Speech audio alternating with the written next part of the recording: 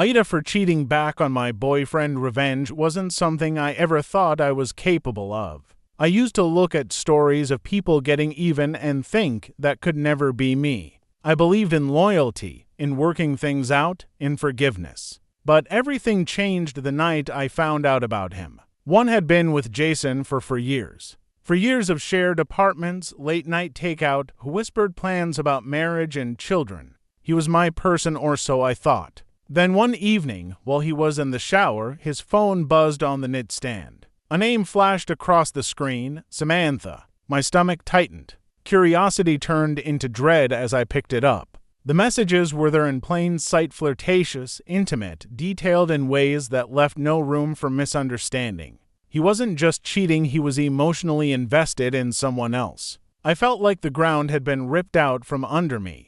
But instead of confronting him right away, I stayed quiet. I smiled at him when he got out of the shower. I kissed him good night. And I lay awake, planning. That's when the thought took root. What if I gave him a taste of his own medicine? At first, it felt wrong, childish, petty, but the longer I sat with it, the more it grew.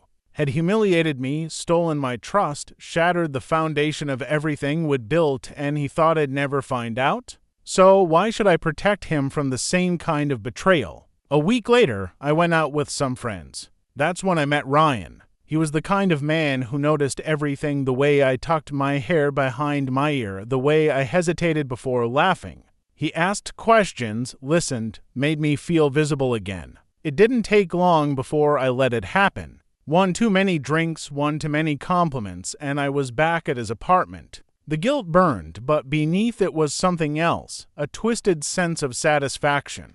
For once, I wasn't the victim. One didn't tell Jason. Not yet. I wanted him to confess first. But weeks passed, and he kept up his act: sweet texts, dinners, little gestures that made me sick knowing he was living a double life. Finally, I snapped. One night, when he left his phone unlocked again, I threw it onto the table between us. "Samantha," I said. His face went pale. He stammered excuses, swore it was just flirting, that nothing really happened. That's when I smiled, not out of happiness, but out of something darker. "Funny," I said. That's exactly what I told Ryan. The silence that followed was deafening.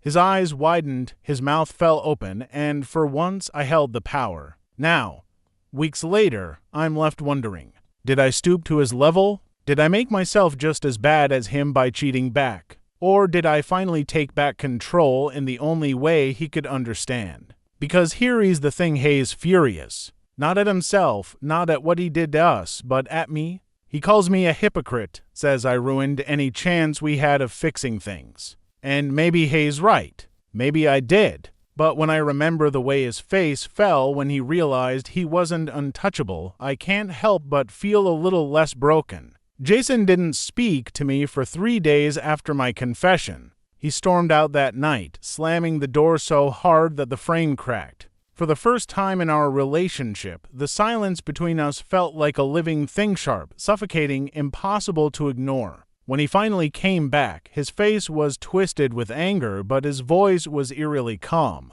"You disgust me," he said. "I made a mistake. I admit it. But you chose to hurt me. That's worse." The hypocrisy nearly knocked the breath out of me. I wanted to scream, to remind him of the dozens of messages, the months of lies. Instead, I just laughed, a hollow, bitter sound. "You don't get to play the victim, Jason," I spat. "You lost that right the moment you texted her." From that moment, everything between us turned into a game. At first, I thought it was over, that we'd just coexist in the same apartment until one of us packed up and left. But Jason wasn't the type to bow out gracefully. He became colder, crueler, deliberately leaving his phone unlocked where I could see more accidental messages from women I'd never heard of. When I confronted him, he smirked. "What? Just friends? You wouldn't understand, since apparently you think sleeping with strangers is fine." The gaslighting was unbearable, but instead of backing down, I found myself retaliating. Nights out with Ryan turned into weekends away. I started hiding my phone the way Jason used to. I stopped pretending to care about covering my tracks. And the more careless I became, the more reckless Jason grew. It was like we were both competing in some twisted tournament of betrayal. The turning point came when I found out about her. Not Samantha, not the random flirty messages, but an actual relationship. Had been seeing a co-worker for nearly 2 months. Dinners, movie nights, even introducing her to his friends, things he hadn't done with me in over a year. That broke something inside me. Not because I still loved him, I wasn't sure I did, but because I realized how deliberate it all was. This wasn't a fling.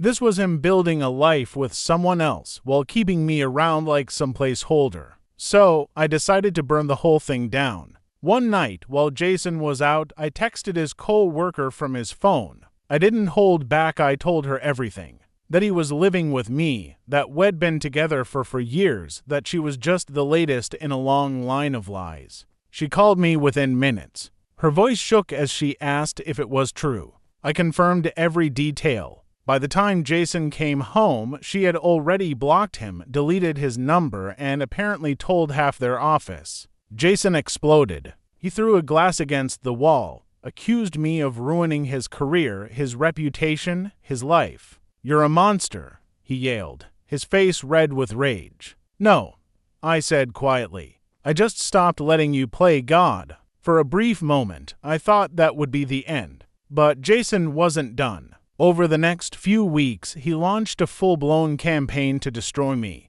He told my family I'd been cheating for months, painted me as manipulative, unstable. He even messaged Ryan digging up whatever dirt he could find trying to scare him off. And it worked. Ryan pulled away, clearly shaken by the chaos surrounding me. I was furious but also exhausted. Our relationship had become a battlefield, and I couldn't tell if either of us even cared about winning anymore. It wasn't about love. It wasn't even about revenge anymore. It was about control. The final straw came one night when Jason staggered home drunk, reeking of perfume. He looked at me with glassy eyes and said, "You'll never leave me. You're just as bad as I am now. Who else would want you?" I don't know what came over me, but in that moment I felt nothing but clarity. He was wrong. I wasn't like him. Yes, it cheated back. Yes, it played his game. But I wasn't trapped in it, not anymore. The next morning, I packed everything I could carry and walked out. No note, no goodbye, no explanation. I blocked his number, changed the locks on my heart, and disappeared. But here's the part that still haunts me. Sometimes, late at night, I catch myself wondering if he was right.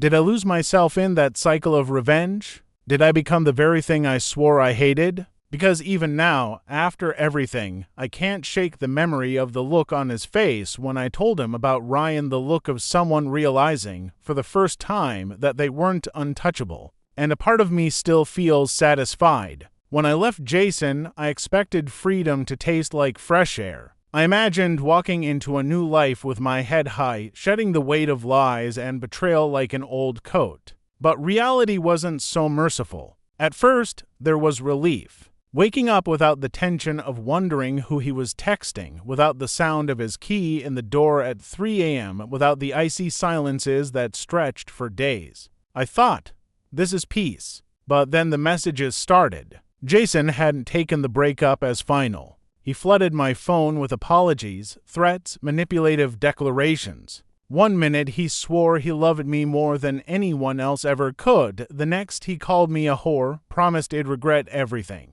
Blocking him didn't work. He made new numbers, new emails, even fake social media accounts. I tried to ignore it, but he got to my family first. My mother called me in tears, saying Jason had told her he'd been sleeping with half the city behind his back. My sister said he showed her screenshots of my texts with Ryan, twisting them to look like he'd been cheating from the start. For months, I was forced into silence, trying to explain myself, but realizing the more I said, the guiltier I sounded. It was like Jason had poisoned the ground around me. Everywhere I stepped, I sank deeper. Ryan didn't last, either. After Jason reached out to him, Ryan confessed he couldn't handle the drama. "You're amazing, but this is too messy," he said. "I feel like I'm just part of a war." He left, and I couldn't even blame him. So I tried to start over. I moved into a smaller apartment in a different neighborhood. I changed my job, dyed my hair, deleted every trace of Jason from my phone and laptop. But even when he wasn't physically there, he lingered like smoke after a fire, clinging to everything, choking me in quiet moments. Nights were the hardest. I'd lie in bed, the silence pressing in, and my thoughts would spiral. Was I really better than him? Or had I become exactly what he said I was? I remembered the way it felt, that brief spark of satisfaction when I told him about Ryan, when I saw his face crumble. It was intoxicating. Was that who I was now, someone who thrived on revenge? The guilt grew heavier when I met someone new. His name was Daniel. He was kind, patient, the sort of man who noticed when I liked a certain brand of tea and bought it for me the next week. But whenever he touched me, my body stiffened. Not because I didn't want him, but because my mind dragged me back to Jason, to betrayal, to rage, to shame. Daniel never pushed, but I saw the hurt in his eyes when I pulled away. One night, he asked, softly, "Is it me? Or is it him?" I couldn't answer. Because the truth was, it wasn't just Jason. It was me. Months passed. I thought time would smooth the edges, but the opposite happened. Jason moved on, at least on the surface. I heard through mutual friends that he had another girlfriend. But every so often, he'd find ways to remind me he was still watching. A bouquet of roses left at my door. A cryptic email with just the words "miss me." A voicemail at 2 a.m. with nothing but his breathing. I should have gone to the police, but part of me was ashamed. How could I explain? That I'd cheated back. That I'd sunk as low as him. I convinced myself I didn't deserve protection, not after the choices I made. The breaking point came when Daniel finally confronted me. "I care about you, but you're living with a ghost," he said. "I can't compete with someone who's not even here." And just like that, he was gone too. That night, I sat alone in my apartment, staring at the empty space where his jacket used to hang. For the first time, I admitted it to myself. Jason had won. Not because he was right, not because he still had me, but because he'd left a wound so deep it kept bleeding into every part of my life. And the cruelest part? I wasn't sure I wanted it to heal. Because healing meant forgiving myself. It meant admitting I wasn't defined by betrayal. And I didn't know if I was ready for that. Sometimes I still dream of Jason. Not the fights, not the screaming, but the nights before the lies, when we laughed until our stomachs hurt, when his arms felt like home. I wake up with tears in my eyes, and for a split second I almost miss him. Almost. But then I remember the last words he ever said to me before I left. "You'll never leave me. You're just like me now." And that's what terrifies me the most. Because what if he was right?